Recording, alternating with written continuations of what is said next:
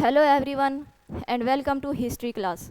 हम पढ़ रहे हैं डिके ऑफ मुग़ल एम्पायर और डिके ऑफ मुग़ल एम्पायर में आते हैं लेटर मुग़ल्स। औरंगज़ेब के बाद वाले मुग़ल्स को लेटर मुग़ल्स बोलते हैं। बाबर से लेकर औरंगज़ेब तक इन्हें ग्रेट मुग़ल्स बोला जाता है और औरंगज़ेब के बाद जो रूलर तख्त संभालते हैं उन्हें लेटर मुग़ल्स बोला जाता है। हमने कल बहादुर शाह के बारे में पढ़ लिया। औरंगज़ेब के बाद जो तख्त पर बैठता है वो है बहादुर शाह वन। बहादुर शाह वन के बारे में हमने पढ़ लिया। आज की वीडियो में हम इसके आगे क्या होता है वो देखेंगे। अब बहादुर शाह के टाइम पीरियड तक यहाँ तक जो प्रिंस थे, प्रिंस आपस में लड़ते थे गद्दी के लिए, तख्त के लिए, और जो नोबल्स थे वो उस प्रिंस का साथ देते थे उसको तख्त पर, थ्रोन पर बैठाने के लिए। तो अब बहादुर शाह के बाद क्या होता है, उल्टा हो जाता है। बहादुर शाह के बाद जो प्रिंस हैं, जो नोबल्स हैं, नोबल्स पावर के लिए लड़ना शुरू हो गए। नोबल्स डायरेक्ट कंटेंडर बन गए पावर की। अब जो पावरफुल नोबल हुआ करता वो जिस प्रिंस को सपोर्ट करता वही प्रिंस गद्दी पर बैठता था। तो बहादुर शाह के बाद जो गद्दी पर बैठता है वो है इसका बेटा जहांदार शाह। जहांदार शाह को तख्त पर बैठने के लिए पावरफुल नोबल सपोर्ट करता है, वो है जुल्फ़िकार खान। अब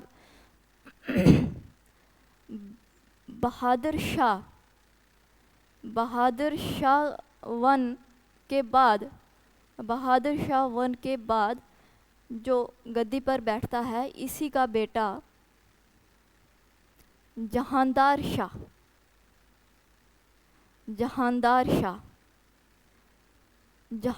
शाह को पावरफुल नोबल सपोर्ट करता है गद्दी पर बैठने के लिए, वो है Zulfiqar Khan. Jahandar Shah supported bye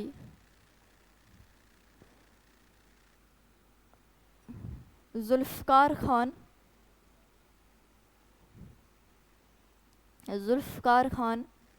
to sit on throne.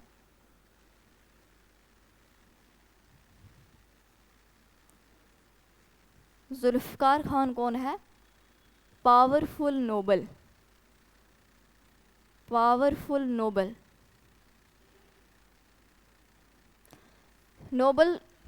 Zulfiqar Khan support करता है जहांदार शाह को गद्दी पर बैठने के लिए। जहांदार शाह का टाइम पीरियड है 1712 to 1713। बहादुर शाह का टाइम पीरियड था 1707 to 1712। और जहांदार शाह का टाइम पीरियड जो है वो कम ही रहता है। अब जहांदार शाह जो है वो लेस एबल सन है बहादुर शाह का, incapable ruler, less able son of Bahadur Shah, less able son of Bahadur Shah, incapable ruler. इसमें उतनी काबिलियत नहीं होती है एम्पायर को चलाने की, ये इतना काबिल रूलर नहीं होता है। तो अब एम्पायर को कौन चलाएगा, एडमिनिस्ट्रेशन को कौन संभालेगा? तो वो संभालेगा जुल्फ़िकार खान। एडमिनिस्ट्रेशन किसके हाथ में चली जाती है? जुल्फ़िकार खान एडमिनिस्ट्रेशन को संभालेगा।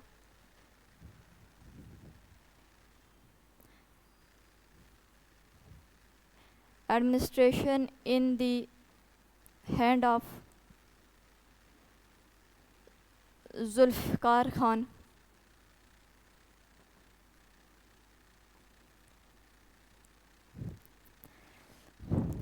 अब जहांदार शाह में इतनी काबिलियत नहीं है एम्पायर को संभालने की, तो उसका नोबल, उसका वज़ीर जुल्फ़कार ख़ान जो है वो एडमिनिस्ट्रेशन को चलाता है। ठीक है, तो अब हम जुल्फ़कार ख़ान का जो रिलेशन है वो कैसा रहा, इसने कैसे एडमिनिस्ट्रेशन को संभाला, वो अब हम देखते हैं।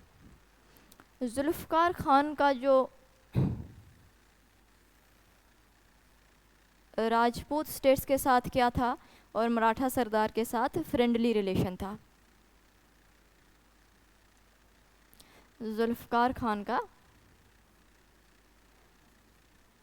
फ्रेंडली रिलेशन था विद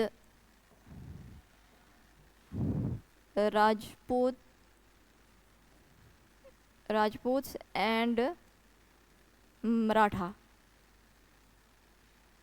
अब इसने क्या किया, बहादुर शाह ने राजपूतों की जो 2 स्टेट्स थी, एम्बर और मरवाड़, उन दोनों को अपने कंट्रोल में करना चाहा शुरू में। तो उसका जो रिलेशन रहा राजपूत और मराठाओं के साथ वो अच्छा नहीं रहा।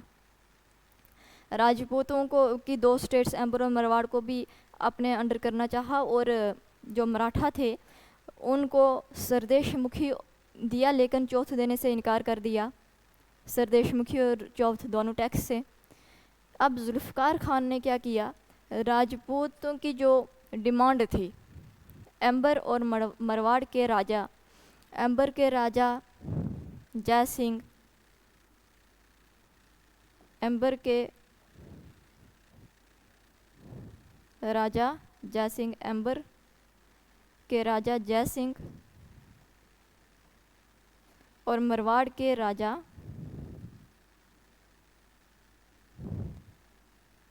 अजीत सिंह, इन दोनों को क्या दिया, टाइटल दिया, इन दोनों को टाइटल दिया। जय सिंह को टाइटल दिया मिर्ज़ा राजा सवाई, मिर्ज़ा राजा सवाई, और अजीत सिंह को टाइटल दिया महाराजा का, महाराजा। और फिर इन दोनों को गवर्नर बना दिया, इन दोनों को गवर्नर बना दिया, किसका, मालवा और गुजरात का, क्योंकि ये इनकी डिमांड थी। जय सिंह और अजीत सिंह की डिमांड थी। इन्होंने बहादुर शाह को बोला था कि हमें हाई मनसब दिया जाए मालवा का और गुजरात का, लेकिन बहादुर शाह ने मानने से इनकार कर दिया था। अब जुल्फ़कार ख़ान ने क्या किया, इन्हें गवर्नर बना दिया, जय सिंह और अजीत सिंह को गवर्नर बनाया, जय सिंह को मालवा का और अजीत सिंह को गुजरात का, मालवा का और अजीत सिंह को गुजरात का। इस तरह से इसका फ्रेंडली रिलेशन बोला जाता है कि फ्रेंडली रिलेशन था राजपूत स्टेट्स के साथ और मराठा सरदार के साथ। और मराठाओं को भी इसने जो सरदेश मुखी और चौथ जो था ये दोनों दिए, सरदेश मुखी एंड चौथ दोनों टैक्स हैं, सरदेश मुखी 10% एंड चौथ 25%, जो बहादुर शाह ने नहीं दिए थे, ये इसने ये दोनों जो थे ये मराठाओं को दे दिए।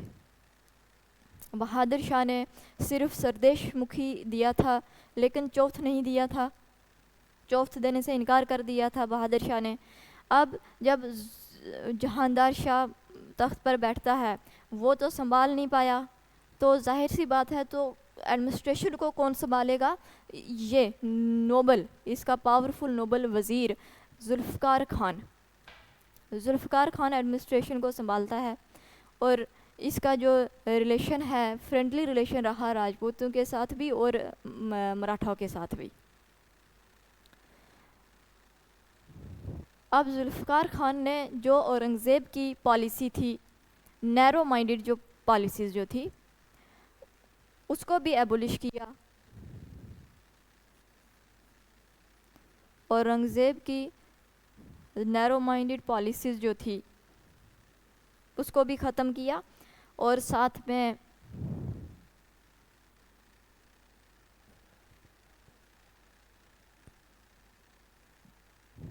जजिया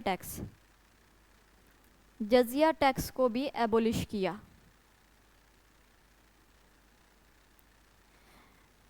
ठीक है, तो ये हमने जुल्फ़िकार ख़ान के बारे में पढ़ा, क्योंकि अब जहांदार शाह का जो टाइम पीरियड है वो बहुत ही कम रहता है।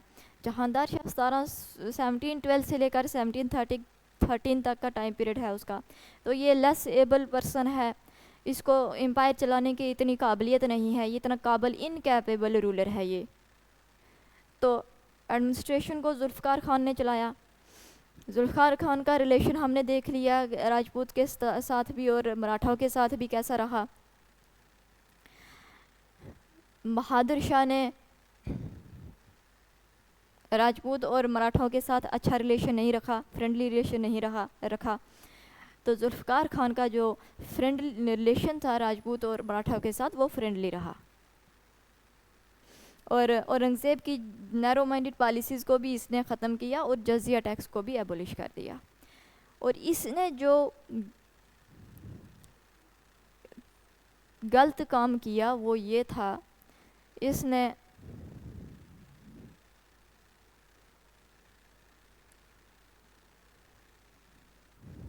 इजारा सिस्टम को इनकरेज किया था। जुल्फ़िकार ख़ान ने क्या किया, इजारा सिस्टम को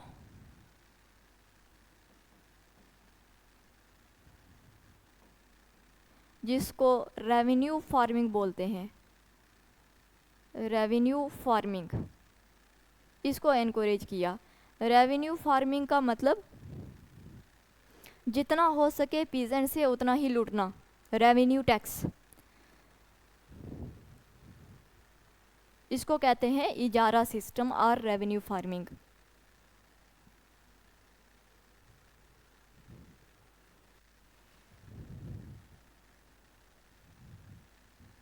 ये हो गया। अब इसके बाद जहांदार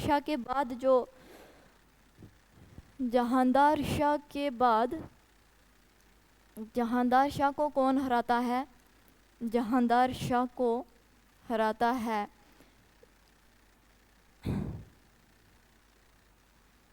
फारूक सियार।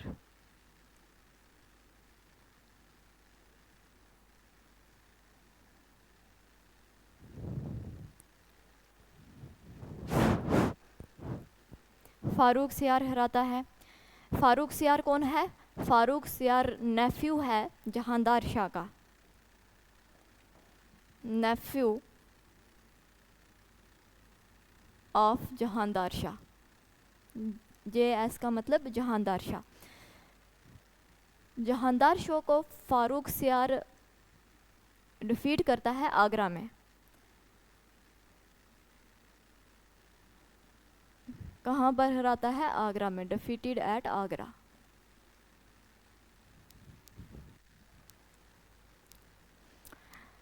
अब फारूक सियार क्या करता है? फारूक सियार अपनी जीत का क्रेडिट सैयद ब्रदर्स को देता है। Farrukh Siyar owed his victory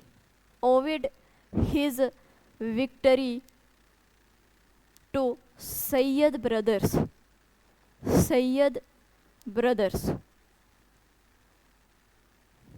Syed brothers कौन? अब्दुल्ला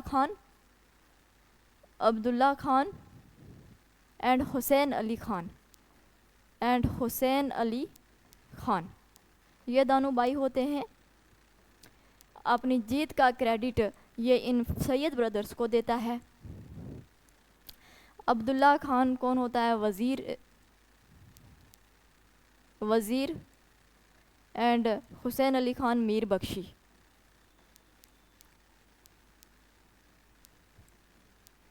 बख्शी। अब Farrukh Siyar less capacity to rule incapable person. Farrukh Siyar की पर्सनैलिटी भी कैसी होती है, इनकैपेबल रूलर, नाकाबिल, एम्पायर को चलाने की काबिलियत इसमें भी नहीं होती है। अपनी जीत का क्रेडिट सैयद ब्रदर्स को दे रहा है। सैयद ब्रदर्स कौन थे? नोबल थे, पावरफुल नोबल थे। सैयद ब्रदर्स, अब फारूक सियार लेस कैपेबल है टू रूल, ये तो एम्पायर को संभाल नहीं पा रहा है, लेस कैपेबल, इनकैपेबल रूलर है, इसकी पर्सनैलिटी कैसी है? इनकैपेबल। तो अब एडमिनिस्ट्रेशन को कौन संभालेगा? सैयद ब्रदर्स, सैयद ब्रदर्स संभालेंगे। लेकिन बाद में क्या होता है, फारूक सियार को ऐसा लगता है कि पावर जो है मेरे पास होनी चाहिए, एडमिनिस्ट्रेशन को मुझे संभालना चाहिए। तो फारूक सियार और सैयद ब्रदर्स के बीच पावर स्ट्रगल शुरू हो जाती है।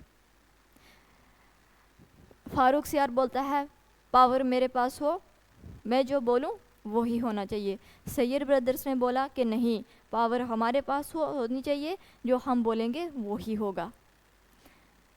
लेकिन बाद में अब फारूक सियार ने क्या किया, ऐसा प्लान बनाना शुरू कर दिया कि हम सैयद ब्रदर्स को रास्ते से हटाने के लिए सैयद ब्रदर्स को मारने का प्लान बनाया फारूक सियार ने, लेकिन वो कामयाब नहीं हो पाया।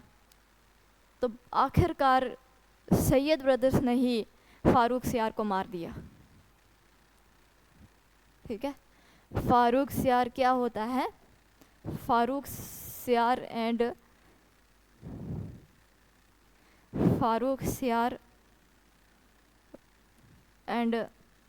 सैयद ब्रदर्स, इन दोनों के बीच क्या होता है? पावर स्ट्रगल होती है। क्या होता है? पावर के लिए स्ट्रगल होती है। लेकिन आखिरकार सैयद ब्रदर्स जो हैं वो फारूक सियार को मार देते हैं, किल्ड फारूक सियार। तो इसके बाद सैयद ब्रदर्स जो हैं वो किंग मेकर बन जाते हैं और ये आगे 3 प्रिंसेस को बिठाएंगे तख्त के ऊपर। तीनों में से पहले 2 जो होते हैं वो जल्दी ही मर जाते हैं, उनके बारे में पढ़ना इतना ज़रूरी नहीं है। तो अगला जो तीसरा होता है वो होता है मोहम्मद शाह। तो मोहम्मद शाह के बारे में हम पढ़ेंगे नेक्स्ट वीडियो में। आज के लिए इतना ही। Thank you so much.